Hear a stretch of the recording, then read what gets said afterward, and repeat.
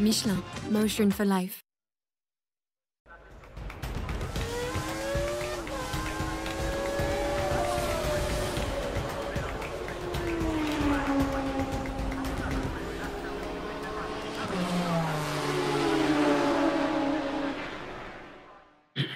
Bonsoir, bienvenue à tous, Racing Stream, ça fait longtemps que l'on ne s'était vu. Bienvenue en direct pour débriefer toute votre actualité sur l'Ironman, parce que maintenant on va parler de course à pied.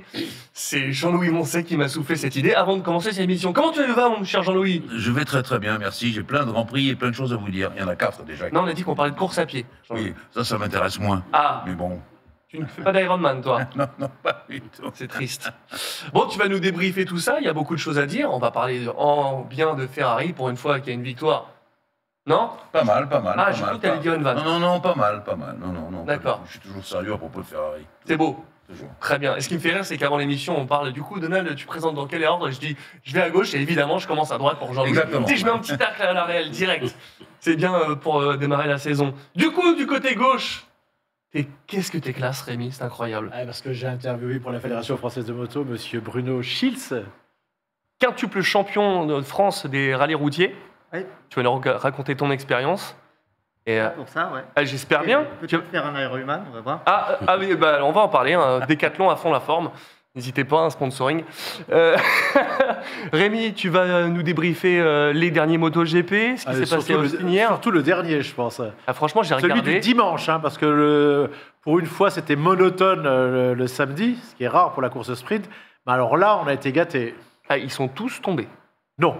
Ah, Marquez, non. toujours, en tout cas. Mais non, oui, parce que c'est ton idole. Marquez. Voilà, c'est mon idole. Moi Bah oui. aussi, t'as vu le cri dans les tribunes. Ah, quand il a passé. Oui, c'est vrai. Quand il est tombé. Exactement. Du coup, Bruno, on en parlait. Tu vas nous parler de ton actualité, tu vas nous parler de ce que tu as fait, ce que c'est cette discipline, parce que c'est vrai que le rallye routier, c'est pas une des disciplines qu'on connaît le plus.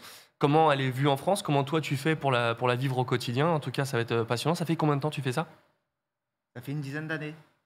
Une dizaine d'années que je pratique cette discipline. Donc effectivement, elle n'est pas très médiatisée, donc peu connue, mais par contre très ancienne dans le monde de la moto. Ouais. Évidemment. Il fait que des sports pas connus, sinon il fait du jutsu, c'est ça? Jiu-jitsu. Ah, tu vois? Jiu-jitsu. Mais c'est très connu, ça. Très connu. Moi, j'ai vu tout à l'heure, il va pratiquement. Faut pas le faire chier en tout cas. Très connu. On va rester tranquille parce que sinon je vais me prendre un mawashi, je sais que c'est pas ça, dans la tête. On va éviter de l'autre côté du ring. Jean-Louis, je t'ai déjà présenté, mais nous avons un invité de marque aussi, Jacques Boll. Tu étais ancien président de la FFM. Je reprends mes notes parce qu'elles sont quand même elles sont énormes. 5e du mondial 125 cm3 en 80, double champion de France en 80 et 82. Vainqueur à Silverstone en 2,5 en 83 avec l'écurie française Pernod. Il a été coéquipier aussi de Christian Estrosi. Palmarès incroyable. Et puis voilà, la Fédé, il va falloir 4 heures d'émission pour parler de tout ça. Non, on va résumer rapidement, mais bon, le résumé que tu as fait est cohérent et je dirais assez complet. Donc en effet, une carrière de pilote de Grand Prix et puis ensuite un investissement dans la Fédération française de moto que j'ai présidé pendant une douzaine d'années. Ça, c'est un grand sujet parce que la Fédé, ça ne doit pas être facile tous les jours. On va en savoir plus à tes côtés.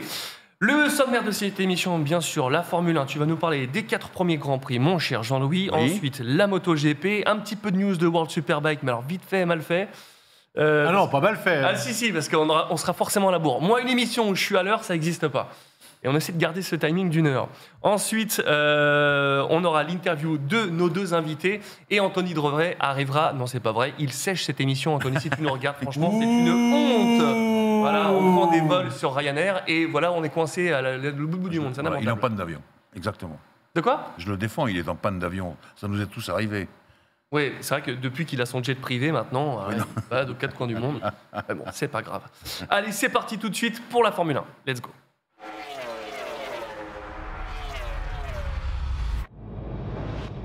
Mon cher Jean-Louis, avant de démarrer cette édition Racing Stream saison 2024, je voulais parler de ça, parce que tu m'as amené ça. Tu as un guide 2024 de la Formule 1. C'est toi qui l'as fait? Ben, on est 2 à l'avoir fait. Il y a mon ami Alain Pernod qui l'a fait avec moi, qui est de sport auto. Pernod? Oui, Pernod, P-E-R à noter, Alain. Avec un D. Et de sport auto. Et voilà, on a été, on avait déjà travaillé avec Hachette Marabout. Ouais. Il faisait un guide qu'ils achetaient aux Anglais et ils trouvaient que l'équipe était formidable. dans le premier livre qu'on a fait, il y a vous pouvez nous faire un guide, on leur a fait un guide. C'est beau. Donc du coup, on a quoi là-dedans? Donc tu dis toutes les équipes, tous les grands prix, les statistiques, des anecdotes, c'est un peu tout ça? Il y a tout ça. Il y a surtout aussi un copain à moi, un ami qui est ingénieur sur la Formule 1 et aéronautique en même temps, qui nous a fait les points de vue de l'ingénieur. Et c'est extrêmement intéressant. En tout cas, ça sort. Sur C'est chaque sorti Grand Prix. chez Marabout ou ça va Non, sortir? alors c'est un MOOC, c'est-à-dire c'est à la fois dans les librairies et à la fois dans les kiosques. Parfait. 13,90 €. Oui, c'est un Voilà. peu cher, tu trouves? Non, c'est bien pour un MOOC, c'est super bien. Parfait, en tout cas, voilà, vous trouverez ça. Je pensais jamais me transformer en Bernard Pivot un jour, mais voilà, comme quoi, il y a un début à tout. Un jour, un livre, bienvenue sur France 3. Toi, qu'est-ce qu'il y a? Tu as dit, mais il a venu commenter pratiquement 80 Grands Prix avec moi, il venait tout le temps dans la cabine. Et puis on faisait une émission qui s'appelait Motocritique. Jean-Louis faisait Autocritique Ah oui, et bien j'avais sûr, ça bien sûr. sur mon bureau. Je ne sais pas si on peut le montrer. Ouais. C'était le dessinateur Loïc Faujour, tu te souviens, Jacques? Oui. Et il avait fait ce dessin à Jacques, c'était à l'époque où il y avait Raymond Domenech. Hein, et Qui il était président de la vilipendé, Fédé. qui était... Comme à chaque match. Oui, oui. Voilà. Et il avait écrit à quoi sert Jacques Boll à faire mieux que Raymond Domenech. Voilà. Ça tacle, le tacle à la gorge Ah non, mais, du dessinateur. Mais oui, C'était évidemment. super d'avoir un dessinateur d'ailleurs. Hein. Franchement, on se régalait avec Loïc. Ouais, tu m'as pas dit que tu avais ramené ça. Cet homme est plein de Il surprises. y a ce toujours Rémi. des surprises. C'est beau. Jean-Louis, c'est à toi. On va parler des 2 premiers Grands Prix. Que s'est-il passé dans les grandes lignes on a un peu l'amour. On redémarre en avril. Je Fais-nous le rewind. vais te les résumer très rapidement. Non, prends le temps sur Ferrari. Très surtout. rapidement. Prends le temps. 1 Max 2 Checo au premier Grand Prix. Ouais. 1 Max 2 Checo au deuxième Grand Prix. Je ne peux pas faire mieux pour te les résumer. Après, ça s'est un peu gâté. Ah, Mais si tu veux, sur les 4 premiers Grands Prix de la saison, j'en passe aux 4 premiers, puisqu'on est à 4 maintenant, le prochain étant la Chine, où on va retourner après la pandémie Ah oui, c'est vrai. de Covid. Oui, ça fait 4 ans qu'on ne va plus en Chine. Les 4 premiers Grands Prix ont été, à résumer facile, Max en a gagné 3. Voilà.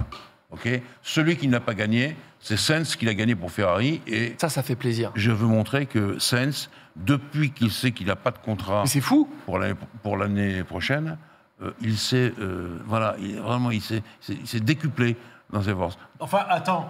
L'année dernière, quel est le seul pilote qui a gagné pour Ferrari? J'allais y venir. Sainz, dans les moments difficiles, il sait se surpasser. C'est bien, c'est parfait, et c'est pas vraiment bien. Parce que les équipes futures lui diront « Mais pourquoi tu conduis pas tout le temps comme ça ?» Ça, c'est le drame des pilotes. ouais. Quand ils savent s'exprimer complètement, les grands champions, ils s'expriment tout le temps. Et là, on va lui dire « Mais dis donc, tu conduis pas tout le temps comme ça. Pas comme à Singapour l'an dernier, tu as raison Rémi, pas comme tu as couru là, en Australie. » Voilà. Justement, l'Australie, la panne exceptionnelle de Red Bull et Mercedes, il s'est passé quoi? C'est-à-dire qu'une panne de frein pour Red Bull, ce n'est jamais arrivé. C'est des freins électriques à l'arrière. Attention, il faut se rappeler ça. Dans les moteurs hybrides de Formule 1, le pilote freine, mais c'est une commande électrique qui agit sur les disques à l'arrière.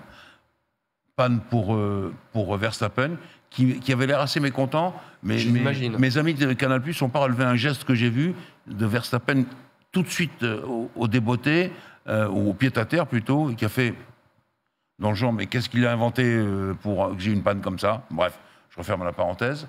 Et puis l'autre panne, c'est effectivement Hamilton, un moteur.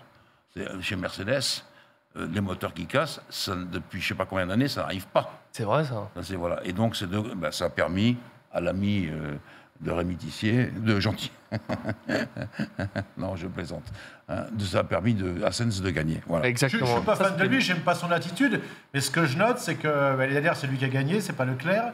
Là, Leclerc est conservé, mais c'est lui qui a gagné. J'ai cru voir, il l'a pas ici, c'est ça? Et il est venu dans la foulée, il est revenu, il a fait un truc extraordinaire. Oui, bien sûr. Alors déjà, au surlendemain de son opération, il était présent dans le paddock. Exact. Quand il n'a pas couru. Et c'est là que je voudrais quand même vous parler de Olivier Berman, qui a 18 ans, a fait une perf formidable en Arabie Saoudite. Il est en Formule 2, il fait les essais de la Formule 2, et là, Frédéric Vasseur lui téléphone, lui dit « Demain, tu seras dans la Ferrari, puisque tu es pilote de réserve Ferrari. » Ah oui. Tout comme Giovinazzi. Pan. Et il est sur un circuit qui est abracadabrantesque. L'Arabie Saoudite, c'est hyper rapide. La plupart des virages sont en aveugle. C'est terrible comme circuit, avec des vitesses. Et il a réussi, 1, à se qualifier impeccablement, 2, à terminer 7e dans les points. Propre. On ne peut pas lui demander de faire le... Et je trouve qu'à 18 ans, il s'appelle Olivier Berman, surnommé Oli Berman. Vraiment, il a été vraiment formidable. Et On ça, n'a c'est pas fini d'en extrêmement entendre important. parler, ça c'est sûr. Restons sur l'Australie. Est-ce que la pénalité d'Alonso était-elle méritée? Alors là, Alors là... Une pénalité pour Alonso est toujours méritée. Oh, arrête, toi, hein. Je te montre la feuille que j'ai préparée. Oui, alors... Alors, donc, je veux parler de la FIA. La FIA, je connais ceux qui sont à Paris, qui sont ceux qui font marcher la boutique. Ouais. Et puis, il y a ceux qui sont sur les Grands Prix. Directeurs de course, les marshal drivers, etc., etc. Alors, ils reprochent à Alonso d'avoir décéléré, pas freiné vraiment, décéléré brutalement avant l'entrée d'un virage. Et c'est là où, naturellement, pour l'éviter, George Russell, qui a avoué qu'il regardait son volant à ce moment-là, comme n'importe qui sur l'autoroute peut regarder son volant, a braqué. Et bon, pour éviter Alonso, est sorti et s'est mis en bascule. Ça, c'est l'effet. Le problème, c'est qu'il a pris 20 secondes de pénalité pour conduite dangereuse et ce qu'on appelle le divaguer sur la route, faire n'importe quoi. Mais si ces commissaires, vraiment importants, ce directeur de course, se souvenaient du Grand Prix du Brésil l'an passé, où vous vous souvenez que tout le monde hurlait, quand Alonso prenait des trajectoires complètement différentes pour se débarrasser de Pérez. Et il avait réussi. C'était tellement différent que, en tête de la course, Max Verstappen regardait sur les écrans géants pour les spectateurs où en était la bagarre et qu'il a failli sortir dans le dernier tour. C'est vrai. Tellement c'était prenant. Donc si les gens de la FIA sur place avaient compris qu'Alonso peut avoir des attitudes différentes, déjà ça aurait amoindri la peine. Et ensuite, bon, Russell, j'en ai parlé, il a admis qu'il regardait son volant. Voilà. Et je note aussi que Russell, en combat rapproché, il a besoin de faire des progrès. Singapour, tu l'as dit, toi, Singapour, quand Sainz a gagné, Russell est sorti, tellement il était pressé par Hamilton et par le groupe de tête. Sorti, et là, pareil. C'est pas lui, Russell, qui s'est fait pourrir la seule fois, ou la dernière, où Verstappen s'est énervé? Oui, bien sûr. Oui, il l'a bien tensé verblement. Je ne me souviens pas de la phrase, mais c'était... Enfin, dernier point, vous savez, mes enfants, qu'il y a, à côté du directeur de course, qui est toujours le même pour tous les Grands Prix, un marshal driver, un pilote qui vient donner son avis et éventuellement défendre les pilotes. Or, le marshal driver, pour le cas Alonso, était Johnny Herbert. Et je vous rappelle le Bahreïn 2014 où, je ne l'ai pas, là. Je vais vous le rappeler. Johnny Herbert travaille avec une très jolie femme pour Sky, ou non pas BBC, Sky, et bien entendu parle d'Alonso en disant qu'il ferait mieux de raccrocher, qu'il est fini en 2014. Il est fini, etc. etc. Alonso passe, s'approche de lui, et commence à faire un direct, c'était prévu, et il lui dit... Tu ne veux pas dire que je vais prendre ma retraite parce que nous deux ici, il y en a un seul qui est 2 fois champion du monde, c'est moi, et toi tu n'es pas champion du monde. Et hop, il a plaqué le direct. Et donc Herbert s'est retrouvé comme un idiot. Et donc là, c'est un idiot, puisque 10 ans après, Alonso est toujours là. Et là, il a dû s'en rappeler au moment où il fallait défendre Alonso auprès des commissaires. Incroyable. Et je referme la parenthèse. Il a dû s'en rappeler. Voilà. Et attends, avant de parler du Japon, restons sur du global, Jacques, passionné de sport mécanique ou vraiment la moto, est-ce que la Formule 1 ou l'automobile t'intéresse? Oui. Oui. Alors, je ne suis pas passionné par la Formule 1, mais je regarde assez régulièrement des Grands Prix. Oui. C'est quoi? Même si, personnellement, je trouve que les Grands Prix moto sont plus... spectaculaires. Voilà. Ça double. Il n'y a pas besoin de DRS. Surtout le dernier. Oui, c'est sûr. Je referme la parenthèse. Et du coup, à part la F1, il y a d'autres choses que tu regardes?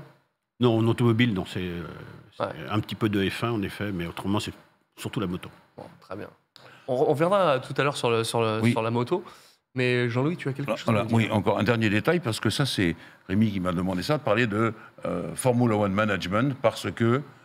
tu crois que tu as déjà tout fini ton truc, Liberty là? Moi, je suis sûr que un tiers de la feuille, t'inquiète pas. Il y en a 2 motards formidables, on va les faire parler. Comme d'habitude, il n'a pas changé, Jean-Louis. Liberty Media est en passe ou a peut-être déjà signé pour acheter le MotoGP. Il faut que ce soit validé maintenant, Jacques. Le MotoGP. Tu peux nous expliquer, Jacques? Non, mais pourquoi c'est voilà, je termine. Voilà. Et donc, je veux dire que dans le monde de la F1, il y a la FIA qui légifère, il y a Formula One Management qui s'occupe de ce qui est les équipes, les techniciens, etc. Mais au sein de Formula One Management, FOM, il y a les équipes qui ont aussi un grand pouvoir. FOM, les patrons, Liberty Media s'occupent de l'argent, mais les équipes ont leur mot à dire. La preuve, je vais laisser voir le calendrier 2025 des Grands Prix. La FOM réclamait à corps et à cri encore un autre Grand Prix, 25 ou 26. Et regardez, en 2025, il y aura 24 Grands Prix. Ouais. Où est le Grand Prix de France? Ah, ouais, pas encore. le grand absent. Et donc, ce qui veut dire que les équipes, c'est le troisième pouvoir, même s'il est caché quand elles décident quelque chose. On l'a vu avec Andretti. Pour l'instant, il ne peut pas accéder à la Formule 1. Et tout ça, mon conseil est pour Jacques, lui dire, il faut que les équipes de moto soient soudées, parce que c'est quand on est soudés, comme les 10 équipes de F1, qu'on arrive à quelque chose contre, je dirais, ce monde un peu de l'argent. Et qu'on se partage le gâteau à 10 et qu'on oui, empêche exactement, un peu Rancière de oui, prendre aussi, une part de gâteau, c'est en vrai, fait. mais ils l'ont décidé. Voilà. Donc, les équipes de, je ne sais pas combien, MotoGP, mais toutes les autres Il y doivent a être 24 pilotes, maintenant Ouais. il y en avait Soudés. beaucoup plus. Hein. soudées pour lutter contre Liberty Media, qui va vouloir imposer ses buts, qui va vouloir faire d'autres choses, etc. etc. On va en parler Je de vais refaire Liberty la Media. parenthèse. Oui, mais t'inquiète pas. Non, mais t'es un escroc, Jean-Louis. Non. J'ai encore la moitié de la feuille à te poser des questions. Vas-y, mais continue, Non, non, mais continue. passons le Japon. Apparemment, tu ne veux pas parler du Japon. Si, peut-être que. Si. Est-ce que tu penses que Tsunoda, il a vraiment été porté par son peuple? C'est ça qui a Alors moi, aidé. je ne crois pas tellement à ça, sauf qu'à chaque fois que j'en parle à des pilotes, C'est pour ça? ils le sentent un peu. Même Prost, qui est la froideur par excellence, Ouais. ce genre de truc, oui, de temps en temps, quand même, entendre les cris, le brouhaha dans le casque avec le bruit de la machine, d'entendre les spectateurs sur un dépassement. Je parle pas de Jean Alesi qui prend feu dans la seconde. Lui, il est capable de lâcher le volant Oui, c'est vrai. à tout le monde. C'est un de mes meilleurs amis, donc j'en parle en toute connaissance de cause. Voilà, je pense que ça aide quand même. Et Tsunoda, les Japonais, ils sont très, très, très attachés à ça. Et donc, il a dû faire un effort vrai. supplémentaire. Ceci posé, une fois de plus, le Grand Prix n'a pas été très amusant, parce que sur les Grands Prix, sur les circuits très difficiles, très techniques, extrêmement durs et quelquefois dangereux, comme le Japon, les meilleurs pilotes et les meilleurs autos font l'écart. Et donc, il faut Jean-Louis, Oui, je vais te donner 2 anecdotes. Vas-y. Alors, ça remontait à Kobayashi pour que le Japonais marque un point. oui. Sato, oui. Comment Pour moi, le Grand Prix du Japon, c'est le seul Grand Prix on était sur la Lune. Souvenez-vous de Norifumi Abe. Il est inconnu, il arrive, il mène le Grand Prix. Cette fois-là, il va tomber. Sur les 3 Grands Prix qu'il va gagner dans sa carrière, le grand Norifumi Abe, Rossi va s'appeler Rossi Fumi pour lui. Il en gagne 2 au Japon. Il a fait une fête phénoménale. Attends, c'est grâce à ça? Il a détruit sa voiture. Pseudo Ils se font, quand ils sont au Japon, ils sont capables de se faire harakiri, les pilotes Oui. japonais. Oui, c'est J'ai ça. vu des pilotes wildcard en 250 gagner le Grand Prix en étant wildcard. Et la dernière anecdote, c'est Randy de Pugnet, qui était sur la grille. Il m'a dit, j'avais un wildcard à côté de moi. Je l'ai regardé, je me suis dit, là... Il avait la moto rafistolée avec des bouts de Chatterton, des trucs. Je me suis dit, le mec, il m'a mis la raclée parce qu'il était au Japon. Et un truc qu'il ne refera pas ailleurs. C'était le Japon. Il y a quelque Il n'y a chose pas d'autres pays patriotique, où les bien sûr. pilotes font ça. C'est pour eux, ils partent pour le drapeau, hein, j'ai l'impression. Je ne Bien sais sûr. pas, c'est incroyable. Mais attends, mais je rebondis là-dessus avant de repartir sur Red Bull. Tu veux dire que le pseudo, je me suis toujours demandé pourquoi c'était Rossi Fumi? Oui. C'est grâce à Oui, Norifumi il était Abe? à l'époque, il Arrête. y avait beaucoup de Japonais. Je me suis toujours demandé pourquoi ils disaient Il y avait Rossi Fumi. Haruchi Kaoki, il y avait plein, il y avait Ueda avec son bandana. C'était pour Norifumi Abe. Ah, wow. Mais c'était une légende, Norifumi Abe. oui, il, a complètement. pleuré, il a pleuré sur le podium. Il Oui. retenait ses sanglots parce qu'on montre pas ses sentiments dans les pays asiatiques et surtout au Japon. C'était incroyable. Je suis tellement content d'avoir côtoyé Norifumi Abe. C'était extraordinaire, ce japonais avec les cheveux longs. J'en ai la chair de poule rien que d'en parler. C'est énorme. Ah oui, mais attends, mais j'aurais jamais pensé que ça venait de là. Mais je croyais que tu étais fan de Valentino. Mais oui, mais je me suis toujours dit, Rossi Fumi, peut-être que c'était les fumées, quand il s'amusait après les Grands Prix, tu sais, où il mettait les Ouais. WC dans les bacs à gravier, quoi. C'était Fumi pour Rossi et pour Marquez, c'était Fourmi. C'est son logo, la fourmi. Ah, c'est ça, ça aurait pu. Non, mais je crois que c'était à cause des conneries de fin de Grand Prix de Rossi. Non. Encore le Japon. Attends, ou non, Ah bon. Red Bull. On a fait 4 Grands Prix, là. Oui. Ils sont seuls au monde, c'est déjà plié, la saison, là? On voit que Ferrari fait quand même quelques efforts qui commencent à payer pour rattraper un peu la situation. Mais enfin, en qualification, et c'est pas vous que je vais dire que les qualifications, c'est la performance pure par excellence. De temps en temps, les Red Bull, elles envoient des temps. Arabie Saoudite, 3 dixièmes, tout d'un coup, comme ça, Ouais. comment dirais-je, de Max Verstappen, d'un coup. Donc, quand même, ça c'est fort. Mais Ferrari est en train de refaire le terrain perdu. Et par rapport à Carlos Sainz, pour y revenir à lui, je trouve que mon ami Charles Leclerc, il a un petit coup de mou en ce moment. Ah, Sur les sur les pneus, par exemple, et il a été repris 2 fois de suite en Australie à cause des problèmes du graining à l'avant-gauche, qui est le point faible de toutes les Formule 1 à Melbourne. Il a été repris 2 fois par son ingénieur. Tu ne dois pas recommencer ce que tu as fait au précédent relais avec ces mêmes pneus. Tu dois absolument économiser ton pneu avant-gauche. Sinon, le résultat est moyen. Donc je pense à ça, malgré toute l'estime que je porte à Charles, qui est extrêmement rapide. Plus rapide que Sainz. Mais bon, là, en ce moment, ça ne veut pas trop sourire. Et le début de saison de Mercedes, depuis leur retour en F1, ce ne sera pas le pire début de saison? C'est quoi les Probablement, c'est celui-là. C'est celui-là. Il n'y a pas de solution. La raison, c'est qu'ils ont raté 2 voitures. Ils ratent 2 voitures. Et là, quand on commence à plonger sur ce plan-là, c'est d'autant plus difficile que le concept de Mercedes, avec ses pontons extrêmement élaborés, hein, c'est 2 ailettes, on va dire, presque 0 ponton. Red Bull a fait la même chose cette année, et ça marche. Donc, ils sont dramatique. Ils sont combien là, Mercedes? Ils sont loin. Comme ils sont Mercedes, je le dis tout de suite, ils sont. Pas le piéger, Jean-Louis. Il a toutes les réponses à tout. Non, mais j'ai le classement. J'ai le classement Mercedes, ils sont 4e. Derrière McLaren, Ferrari. Derrière McLaren, qui a le même moteur. Hein, et Alpine derrière Kick Sauber. C'est pareil. C'est fou. Ça, tu veux me faire de la peine, là. Bah non, mais on a tous de la peine. Qu'est-ce que tu veux faire? Moi, je ne vois pas comment ils vont en sortir. Ou bien ils arrêtent. Je ne crois pas qu'on tu crois à ce point-là? Ou ils bâchent, oui. Bah, qu'est-ce que tu ne veux pas continuer avec des résultats pareils? Ou bien ils vendent. Et même si Bruno Famin dit c'est absolument pas à vendre, à un moment donné, en haut à l'état-major, Luca De Meo, qui est, je le répète, je l'ai souvent dit ici, qui est responsable de ça, le choix de Laurent Rossi pour diriger l'équipe cette année, c'était n'importe quoi. Il a mis l'équipe par terre en 2 secondes avec ses choix. Dans les grandes entreprises comme ça, c'est comme il faut prendre Toto Wolff chez Mercedes. Il n'y a personne, ce que mon ami Pierre Van Lys appelle les cols blancs. Les cols blancs, ils n'ont pas à décider de ce que doit faire une équipe de F1. Il faut quelqu'un qui soit au charbon là-dessus. Quand Renault gagnait, c'était Patrick Faure, qui était secrétaire général de Renault, et à qui Schweitzer avait dit « Tu t'occupes de la F1, je ne veux pas en entendre parler. Tu t'occupes, il faut que ça marche. » Et ça a marché. Là, on voit bien qu'ils ont pris des décisions à l'état-major chez Renault, de mettre Laurent Rossi.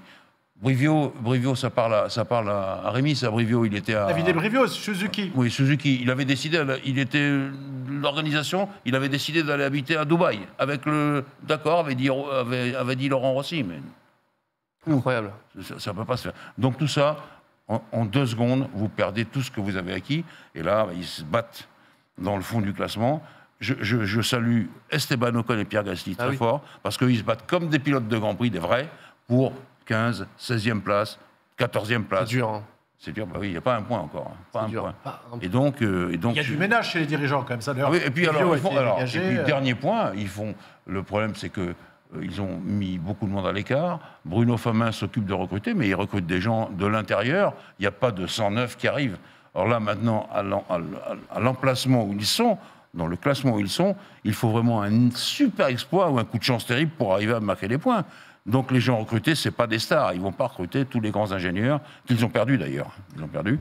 Et donc ça va être très difficile. Voilà. Merci Jean-Louis. Tu vois qu'il y avait encore plein de choses à dire. Mais je te vois venir à chaque fois. Il n'a pas dit que Verstappen en est à 57 victoires. Oui. Non, mais ça, on s'en fout. Je ne le compte plus parce que Max, il va aller aussi loin qu'Hamilton et que Schumacher. Donc, évidemment. Il va les dépasser? Ah, pourquoi pas. C'est possible. Les records, c'est fait pour être dépassé. Je suis content de raconter ça. Merci, Maître Moncey. Tout de suite, la moto, c'est parti. Et là, on a beaucoup de choses à vous dire.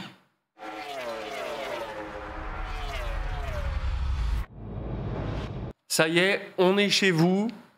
Et vous avez eu peur, hein, Bruno, là, j'étais un peu perdu, là. Ouais. Ah ouais? Tu suis pas du tout la F1? Si, je suivais plus avant. Ouais. Maintenant, effectivement, je suis pas beaucoup. Depuis qu'ils ont enlevé le bruit des moteurs, quoi. Ouais, c'est ça. Ouais. On est d'accord. D'ailleurs, à chaque fois sur Instagram, les trucs qui pop le plus, c'est Hamilton qui est dans les stands, qui entend passer un et qui entend un vrai bruit. Bref, on va. Oui, magnifique image. Ouais, mais on peut plus en parler de ça, ça fait trop mal. Oui, je t'ai pas demandé, du coup, tu suis d'autres sports méca que le MotoGP, toi? Je suis un peu la voiture, donc je suivais la Formule 1, mais moins maintenant. Ouais. Effectivement, ça m'intéresse moins. Je trouve que les Grands Prix, c'est un petit peu monotone par rapport à la moto, bien évidemment. Par contre, je suis un peu le rallye, ouais. Le rallye, ouais, je trouve ça intéressant. Alors après, parce que forcément, ça se rapproche un peu de ma discipline, mais Ouais, c'est vraiment des belles courses. Et pas d'endurance? L'endurance aussi, ouais. si, toutes les disciplines moto, ouais, évidemment. Aussi, je suis l'endurance, le championnat de France. J'essaie de regarder un petit peu tout ce qui se passe en championnat de France, en vitesse, en endurance. Tu m'as fait des en remarques sur le mondial. mondial Superbike. Ah, on veut des scoops. Des remarques du type. On en parlera. Sur Yannick, sur. Alors, Ouais. juste, il y a une info qui vient de tomber. Petrucci qui s'est fait mal, comme d'ailleurs Dovizioso en motocross. On ne Ouais, fait pas de ça- motocross. Hein. Ils se sont fait mal tous les deux, les Italiens. Dovizioso, c'est moins grave, mais il est forfait pour Assen là, ce week-end. Il s'est fait la mâchoire, il s'est fait un bras. Le motocross, de toute façon, on le sait, hein, Jacques. Ça peut faire très mal. Ce n'est pas les premiers pilotes à se faire mal en faisant du motocross avant un Grand Prix ou une course de Superbike. Moi, ça m'est pas arrivé avant un Grand Prix, ça m'est arrivé après ma saison, où je me suis fracturé un fémur, en effet, mais c'était après ma carrière. Ah ouais. Dramatique en tout cas pour lui. Jean-Louis, tu allais nous dire quelque Oui, chose. je veux dire, alors, en 56, 57, 58 à Nice, j'ai vu arriver le Tour de France moto. Avec des marques qu'il ne connaît pas, Mania de Bon, Terreau, mais enfin bon, je referme Désolé. la parenthèse. Et alors, je veux savoir, vous partez en liaison et vous faites une spéciale, et puis comme les rallyes normaux, ou c'est autre chose? Ou c'est dès le départ de l'étape Non, c'est ça. On part en liaison, donc avec un temps imparti D'accord. Oui, bien sûr. pour parcourir la liaison. Et ensuite, on arrive sur la spéciale. Et là, on part 1 à 1, toutes les 30 secondes ou toutes les minutes pour faire la spéciale et que le plus rapide gagne. Donne-moi un nom de spécial qu'on pourrait connaître dans les rallyes. Spécial moto par rapport au spécial voiture, ouais, non, il n'y a pas. Il n'y a pas. Non. Vous n'avez pas dans les Alpes, vous n'avez pas dans les Non, Pyrénées. non, Pas- ouais, d'accord, les d'accord. spéciales, il y a ok. pas de- Non, ouais. d'accord. Je veux savoir. C'est déjà beau parce que j'ai découvert, en préparant l'émission, que c'est une spécificité française. hein. Il y a quasiment Eh oui. qu'en France qu'il y a des rallyes comme ça, moto. Ouais, à ma connaissance, ouais, ça n'existe qu'en France. Ouais. Oui. Voilà. Non, il y a quand même des compétitions en Espagne, en Italie, mais elles sont absolument pas au niveau des compétitions françaises. La terre du rallye, c'est la France. Et les courses, celles que j'avais commentées à l'époque, qui ne sont pas le Tourist Trophy, mais en dessous, ça, c'est tout à fait autre chose en Angleterre. Parce que les Britanniques, eux, ils adorent ça. Alors là, c'est vraiment de la course de vitesse. En fait, c'est différent. C'est-à-dire que les routes sont beaucoup plus larges et beaucoup plus rapides. Le rallye, c'est vraiment des spéciales de rallye. C'est-à-dire qu'on peut avoir quelques spéciales larges, mais c'est vraiment rare. Sinon, c'est sur des départementales. Il y a une route qui fait 4 mètres de large, voire J'aime moins. pas les routes départementales. Alors, Un peu de vous gravier, reconnaissez un peu d'herbe. Vous pouvez reconnaître les spéciales ou non? Ah oui, Donc maintenant, non, je demande. avant c'était pardon. libre de reconnaissance à moto. Maintenant, c'est interdit. C'est-à-dire Ah. que moi, je fais les reconnaissances en vélo.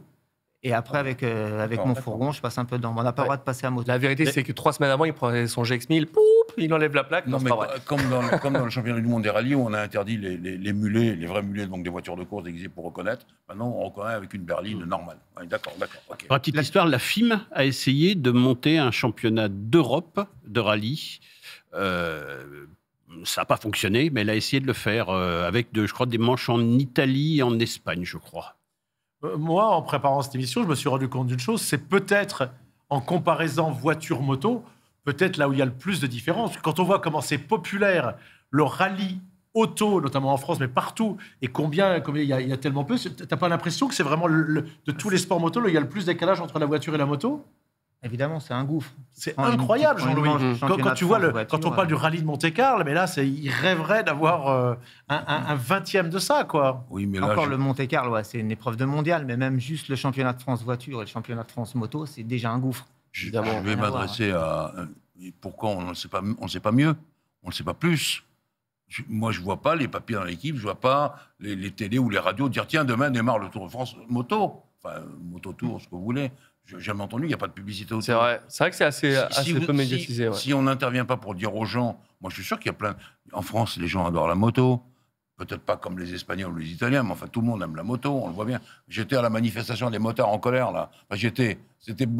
Et aujourd'hui, tu étais au contrôle Ah, non, technique. c'était- Voilà, c'est- félicitations. non, Ah bah alors là, Non. C'était à 20 mètres de chez moi, boulevard Malesherbes. Ils étaient au moins 10 000. On a dit qu'ils étaient 10 000. C'était absolument formidable. Ouais. Donc les gens aiment la moto. Il faut que la fédération, mais je ne veux pas embêter Jacques. Il est... Non. Non, mais moi, j'ai plus de responsabilité à la fédération. Voilà. Je suis.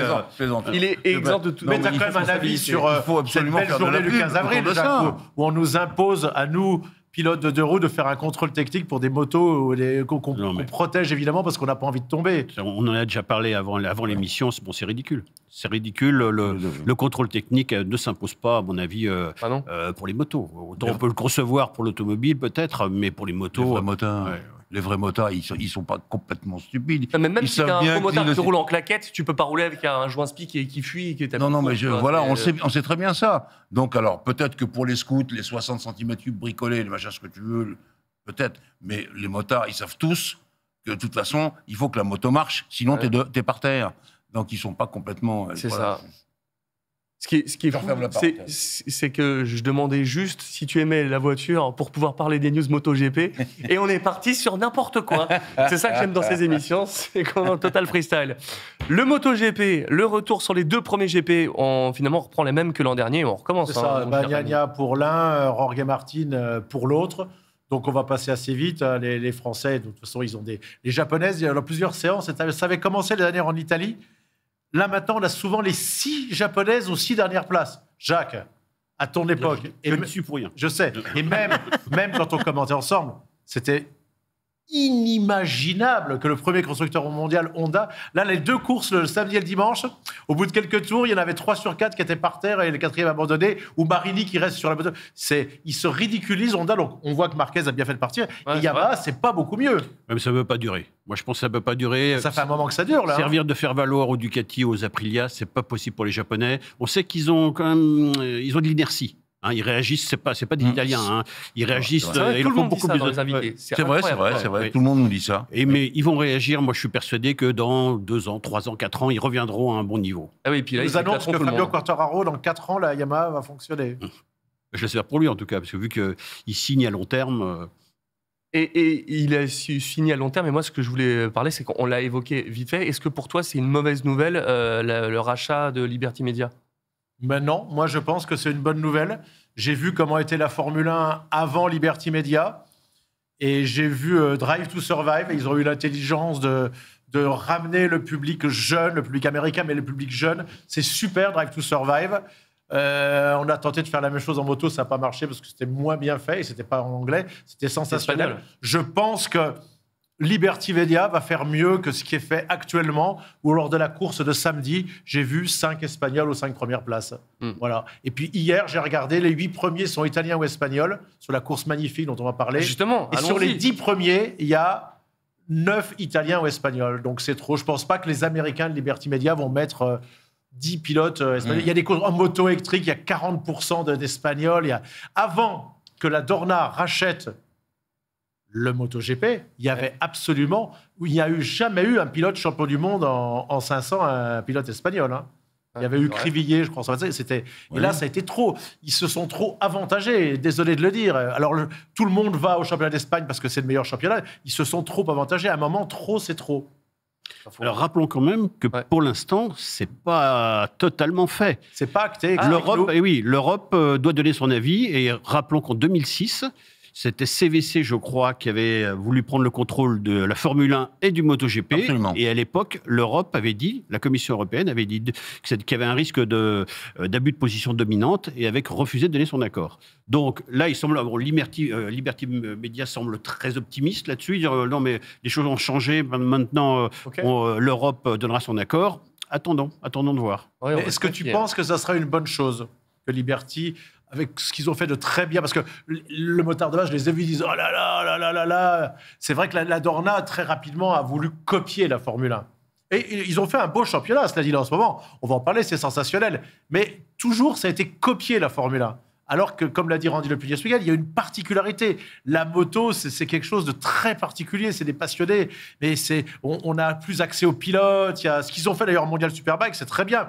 Que les pilotes puissent être dans le paddock, taper dans la main de Bautista, etc. Ça, c'est ouf, hein. Il faut garder une particularité de la moto. Je l'ai toujours dit. La Formule 1 sera toujours plus populaire parce que tout le monde a une voiture. Tout le monde n'a pas une moto et que de toute façon, le championnat est sensationnel. C'est Verstappen qui gagne en plus. Mais il faut garder, Ferrari va bientôt gagner, il faut garder nos particularités. Notre championnat, il est sensationnel. Mais il y a moyen de le médiatiser plus que ça. Et justement, en médiatisation, on a toujours parlé de Marquez qui arrivait chez Ducati. Comment ça s'est passé, ce début entre Bagnaia et Marquez, même s'ils ne sont pas ensemble Alors là, on va en débattre avec les pilotes. puisqu'ils Allez-y, regardent allez-y. tout. La course où il a voulu, par fierté, peut-être pas céder, on est d'accord que c'est C'est une Pecco Bagnaia erreur. qui a fait tomber C'est sûr, Marquez. ouais. hein. Enfin, à Là, mon avis, c'est c'est une erreur. Ouais. c'est peut-être les deux meilleurs pilotes avec Bagnaia. Il y a Moi, Marquez. je tiens à souligner, je veux dire, Marc Marquez, parce que le nombre de titres qu'il a de partir, a priori sans salaire ou peu, enfin, je ne sais pas exactement. Ah, il part pas, lui, avec 12 millions d'euros. Voilà. Dans l'écurie la plus petite du championnat, parce qu'il a toujours l'envie d'y gagner, je crois que ça, c'est une démonstration que beaucoup de pilotes devraient... Il va dans la troisième équipe devrait Ducati. Le gars a tout gagné. C'est peut-être, Voilà. on parle peut-être du meilleur pilote au monde. Et il Non, va c'est dans Rossi. une petite. Ben non. Non, c'est Rossi. Oui. Voilà. Attends, je rajoute encore un mot sur le Liberty Media. En tout cas, ça a permis quelque chose d'intéressant, c'est de valoriser le championnat MotoGP et de le comparer à la Formule 1 en termes de valorisation. Aujourd'hui, ça vaut 4 milliards. Hein, ça vaut 4 milliards. Le MotoGP Le MotoGP. Oui. Et la Formule 1, ça vaut 8 milliards. C'est ça, c'est ça. Ça veut dire aussi que la C'est ça. Dorna fait du bon boulot. Oui, oui. C'est ça. Voilà, quand même. Le prix par rapport à il y a une vingtaine d'années a été multiplié, je crois, par 6 ou 7, à peu près. Donc il y a vraiment clairement une C'est devenu valorisation aujourd'hui. sensationnel. Il y a eu le travail des caméras embarquées. Rien que ça, en moto, avoir les caméras embarquées, c'est devenu quelque chose de sensationnel. C'est un spectacle fantastique, un Grand Prix de MotoGP. C'est vrai. C'est fantastique, mais justement, je reviens à ça. Est-ce que les Américains vont pas essayer de changer 2-3 choses? Par exemple, je pensais à ça en regardant le Grand Prix à Austin. Les pilotes, le vainqueur s'arrête, les gens viennent le congratuler, font des blagues. Rossi en a fait, tout le monde en a fait. Est-ce que Liberty Media va conserver ça? Vous ne le Peut-être que savez non. absolument pas. Voilà. Est-ce qu'ils vont pas se mettre à ordonner les motorhomes et les machins, etc. Vous ne le savez pas non plus. C'est ça qu'il faut voir aussi avec les Américains. C'est que c'est pas du tout cette mentalité. Alors tu reproches peut-être que ce soit trop espagnol ou trop italien. C'est pas du tout cette mentalité agréable et sympa. Oui. De la moto. Rappelons que la gestion sportive des manifestations, c'est toujours la Dorna, c'est toujours Heureusement. Carmelo Espeleta qui l'assurera. Hein. Donc, Oui, moi, je suis oui. pas sûr qu'il y aura Ah, ouais. autant de changements quand même. que Voilà, ça. voilà. Ah oui, J'espère c'est que c'est pas pas total, 100%, ouais, ils garderont 16% tout de même. J'espère. Bon, d'accord. J'espère. Mais bon, 14% exactement. ce qui est sûr, c'est que 14, pardon. ce qui va plaire aux Américains, c'est que en moto, dans les grands prix moto, il y a un public tout le temps permanent. Et ça, c'est bien. Même à Austin, on ne peut pas dire que l'Amérique soit un pays de motards. Non. Il n'y a À part pas de pilote les- américain en il y ce a pas moment, de depuis le pilote regretté Nick Hayden. Donc, ça veut Ah dire. oui, il y en a plus. Mais moi, j'espère que ce sera comme ça. Ah oui, c'est vrai que Jack Miller, il est Mais- américain, hein. Ah oui. Ouais, il est Il est australien. australien. ouais, Un bien sûr. dernier point, vous ne m'empêcherez pas de penser qu'il y a eu il y a cette idée dans la tête de faire un Grand Prix de F1 et un Grand Prix de MotoGP seulement au même endroit. Rappelez-vous de ça. Là, on en avait discuté. Rappelez-vous Ça va ça. être quand même très, très, très compliqué pour les motards. Ah, au niveau oui, de on la l'avait dit, sécurité. sauf qu'on pouvait le faire éventuellement à Austin, parce que le circuit est tellement grand que.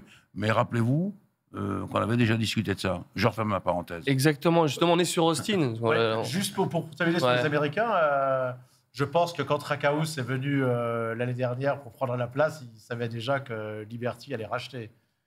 Vous n'allez pas me faire Ah. croire que les Américains de Trackhouse sont venus comme ça d'un seul Ah oui, coup. oui, Tu oui, connais oui, bien oui. Trackhouse, ils ne sont pas arrivés par Non, hasard. bien sûr. Petit délit d'initié. On Pas verra loin. ça. Non, pas loin, ils sont pas. Restons sur Austin. On va pas parler, à moins que tu aies quelque chose à nous dire de spécial sur la course sprint, la victoire de Viñales, mais moi, surtout la course principale, c'était. J'ai pas vu la course complète, j'ai vu le résumé.